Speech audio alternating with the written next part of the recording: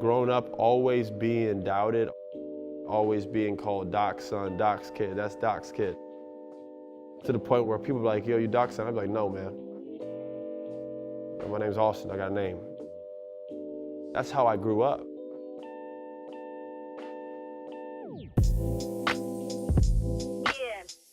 The three teams believed they had an agreement that would have sent Trevor Ariza to Washington, Kelly Oubre to Memphis, and Austin Rivers to Phoenix. Phoenix was under the impression they were getting Dylan Brooks versus Marshawn Brooks, and this was an unraveling of a deal unlike I think any of us have ever seen in the league. Washington and Phoenix went ahead with the trade. Trevor Ariza reportedly heading to Washington, and Kelly Oubre, Austin Rivers heading to Phoenix. First I go from being traded, and then the trade falls through. So now I'm back on the team playing with the team that just traded me, flying back home. So me and Kelly are like sitting here like, this is awkward. You know what I mean? When the initial report came out that they got the Brookses wrong, I'm just sitting here like, how does this happen? Like, how do you not know who you traded for? I understand things happen, but it was just crazy. I mean, at that point, you just try to have to make jokes of it and make light of the situation. That's all you can pretty much do. So then I get waived.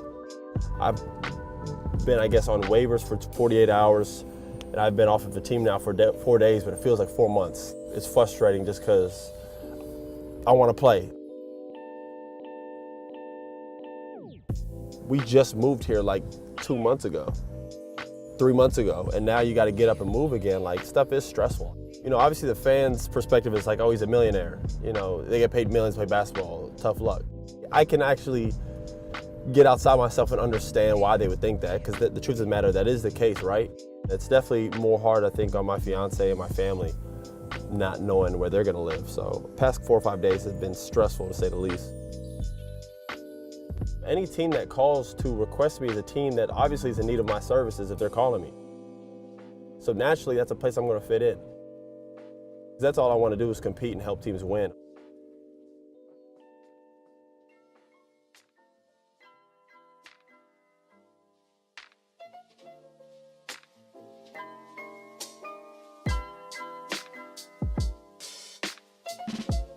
Growing up, I would always be the first in the gym or the last at the gym, just to make sure people knew, like, I'm working for everything.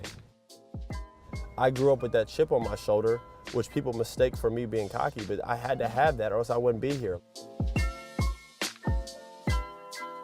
When a kid is already born with the environment of already made it, he doesn't know how to make it because there's nothing to struggle for. You know what I'm saying? I didn't have to struggle to get my mom's rent paid. So a lot of these players that I play with have that chip on their shoulder. My chip was the shadow I was casted in. You know what I mean? I used that. I always felt like it was me versus the world. I always made it that extreme because I felt like it helped me get in the gym, man. The other day, we were playing Toronto, and Isaiah Thomas came up to me and said, I just want to let you know I'm a huge fan of yours. He goes, I had a son who played basketball. I know a lot of guys who have sons play basketball, and our biggest dreams was to have our kids play. And I know how hard it is to grow up in a shadow because I watched my son struggle with it. He goes, to see you go through what you've gone through and you to be the player that you are and be up here, he goes, I'm a huge fan of yours. There's a lot of former players. Almost every NBA player has a kid. Just think like 9 of the players on our team have a kid. There's hundreds of thousands of kids who have came from NBA players. There's only like 3 of us in the NBA. You know what I mean? If it was a political league, their kids would be in the league. If it was GM's kids would be in the league. President's kids would be in the league. Shit, the owner's kids for sure would be in the league. But it's hard. When you're growing up with everything, you usually don't have that sense of work ethic, that sense of, you're usually born with that sense of entitlement. And I play with a swagger, so people tend to think I have that. But the biggest advantage I have is my pops taught me not to have it.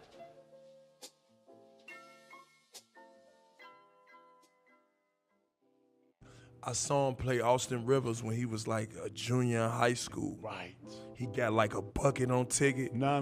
Let me tell the story. Go ahead. King of the court. Wow. He been So playing he came in, I had my shoelaces unlined, and I came in from the weight room, and he rolled the ball, and I said, what? And I looked at it, hit my toes. I said, what? I said, check. I drove and I dunked it, and he looked at me, and then all his teammates started gassing it, and then I came back and I shot a jumper and I made it. We were going to like 4 or 5. So at that point, he was like, man, I got to play. I'm about to lose to him. when I saw how hard he dunked it, oh no, this kid's shit. Let me tighten it up. I tied up. And then we started playing hard. Like, we were playing for real. Again, if KG wanted to, he could have backed me down like for real, but he was shooting over top of me. I couldn't do nothing with him. And I went 5 straight, but I tapped him, keep working on your game. And I know KG obviously gave me just a little sample of you know, how great he really was.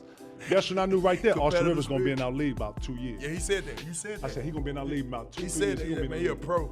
He hated losing. We have, like you said, Paul, two of the top players in the country. We got a chance last night to see Austin Rivers play. What makes Austin Rivers such a special scorer? He's a clutch performer. He's not afraid to take or make the big shot. He can carry his team to a victory. He has so many offensive weapons in his bag. The greatest 2 things about Austin Rivers is self-confidence, and he has a short memory. He never lets the last possession affect the next possession, and that's what great scorers need.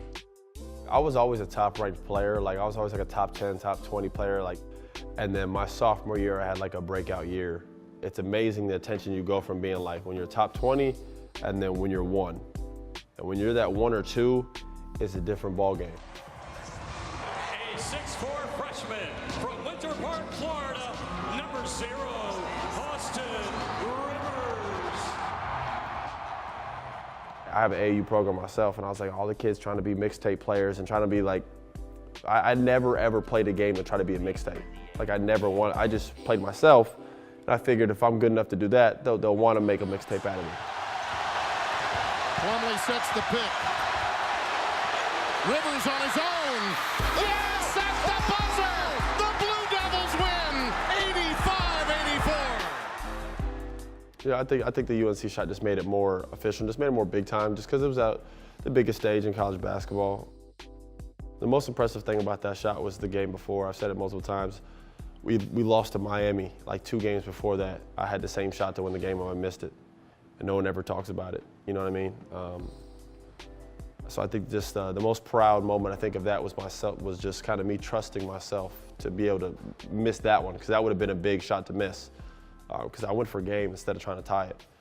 But you know, you just trust yourself and you shoot the shot. With the 10th pick in the 2012 NBA Draft, the New Orleans Hornets select Austin Rivers from Duke University. I'd say the worst thing I've ever gone through my career was my first couple years in the league, in the NBA, because I wasn't playing well, and I hadn't proven at that point that I could even play in the league, you know what I mean? So not only was I trying to get a new situation, I was trying to stay in the league, which was like embarrassing for me because I was a lottery pick. That's probably the hardest thing, the most stressful thing I've ever gone through personally. I view New Orleans as college for me, man. That's how it felt, or that's the way I was, you know, treated more or less. You know, New Orleans was me kind of going through my college phase and trying to figure out life, and me, I had to mature as a player, as a person, and get better. And then I felt like my career really started in LA. Rivers will drive his first field goal as a Clipper. Most of my family did not want me to play for my dad. My brothers and sisters couldn't stand it. At the time, I was in really no position to bargain on where I should be playing, you know what I mean?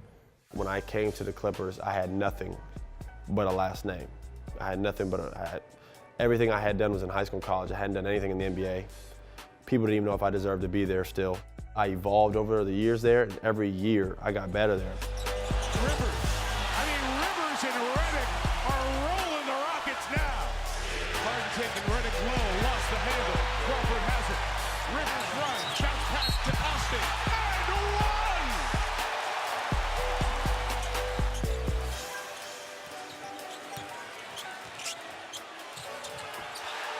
And right now, Doc's son is setting this building on fire. This is one time when you can be dad and not just coach. I mean, I went from that first year to playing like 10 minutes a game to my 3rd year. When it was the end of the game, Chris would be like, get Austin in. You know, have Austin guard him. Have Austin take, you know, Chris trusted me to hit the shot or guard the best player, and that's called, you know, that's growth, man. A stunning turnaround here in this series, as the Rockets will become the 9th team in NBA history to come back from a 3-1 deficit, and the 2nd Rockets team to do it. The 95 champs did it in the 2nd round of Phoenix. And the comeback is complete. The Houston Rockets will play in their first conference final in 18 years as they win Game 7, wire to wire. Anybody who says that team was successful, that's not true. It's a lie. We underachieved. That's the bottom line. We did. We all did. It's not Blake or CP's fault. It's not my fault. It's not JJ's fault. It's not Doc's fault. I mean, we're all to blame. Listen, the Warriors got there every year. They did their part, and they won. We never got there. I thought that was the year. And I thought when we lost that after being up 3-1 to this team, Houston, I thought it was pretty much all downhill from there. There are a lot of hard feelings between Chris and really the Rivers family. You know, these guys in particular didn't have the best relationship. All this talk about there was nothing going on with Austin Rivers. Stop it. Everything ended so badly there when all those rumors came out about me and Chris to where our relationship went south so quickly. I called Chris when all this stuff was going down, and it wasn't to talk, it was confrontational. I called Chris angry. Like, yo, why are you doing this? How could you do it? And I did that because people were telling me things that Chris was doing that he wasn't doing. And where all these rumors were about me and my dad and Blake and this and all this stuff that was coming out in our locker room, it never came from Chris. And that's facts. That's 100% truth. It didn't come from him.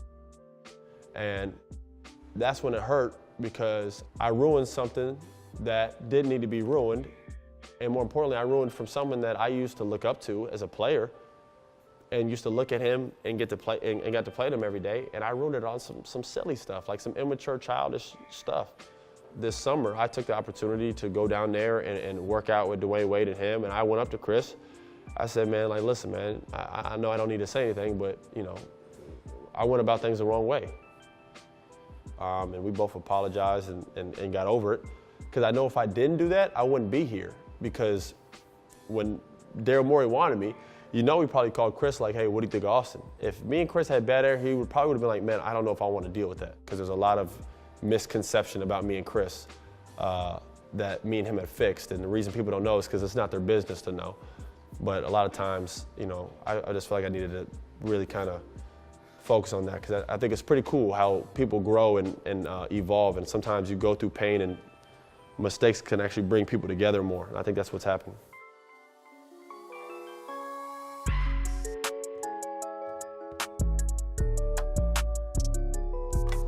When I was in DC, I thought I did a bad job because there was a lot going on there. I thought I tried to be like so unselfish that I was always just passing and making plays, trying to like set an example for it to be contagious.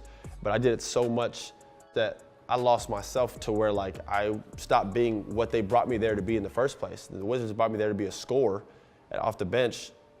And I thought I did a bad job of taking myself out of that by being so unselfish that I stopped being what I was. It's definitely something I learned. And I think that's why here there's been no adjustment. Here's Austin Rivers for three. They get a second chance. It really wasn't too long thinking. I was like, man, they get layups, they get threes. They need a defender. I was like, these are literally all three things that I do well. It was just one of those teams that like you just come here and like right away I was like, man, like I really do fit in here. Like this is a fit. The way they play, the way coach talks, the way they run things, I was like, this is where I need to be at.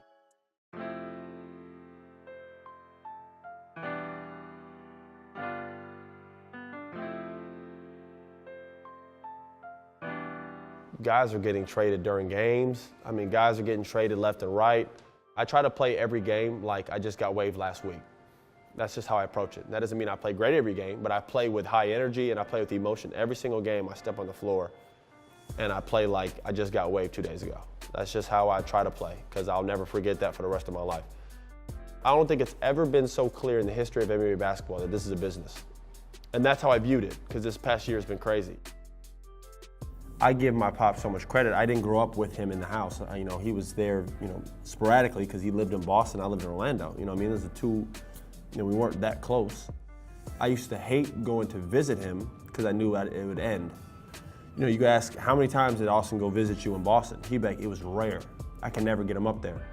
every day, like every hour that would go by, I'd be like, man, like Sunday's around the corner, Sunday's around the corner, like here comes Sunday, like I know it's coming. And when it came, I'd have to get on this flight by myself a lot of times, like 12 years old, 13 years old, or with a friend, and go fly home. So like there's pluses and minuses of having like that type of a father, like, and that's a tough thing because I love Caden so much. Like right now I'm missing things he's doing.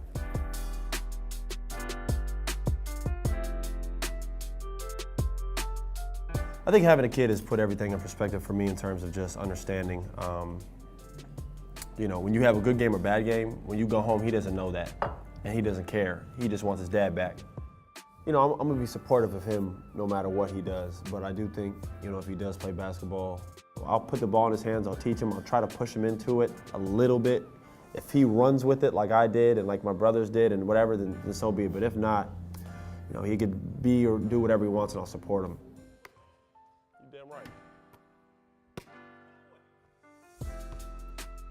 I'm just getting going. I haven't done enough in my mind yet. I haven't done enough great things and the things that I want to do in this league yet. I haven't done any of them. You know, I've had a past good couple years, 2-3 years where I've rebuilt myself and my image and me as a basketball player in the NBA. So that's a good start. And as a person, the greatest accomplishment I can be is the greatest father I can be. That comes before everything.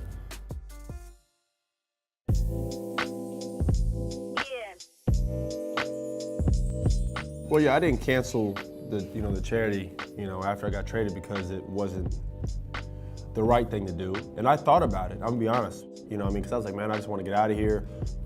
Mind you, when things don't go well and you get traded from there, you're like, I just want to leave and go somewhere else, you know what I mean? This isn't about any of that. It's about the kids. And as bad as you think you're going through right now, the kids that you're helping out a lot of them don't have families or don't have money to buy gifts, don't know where the next meal or bed's gonna be. Because that's what I did not want to do, is let these kids down. You just never know what someone's going through, man.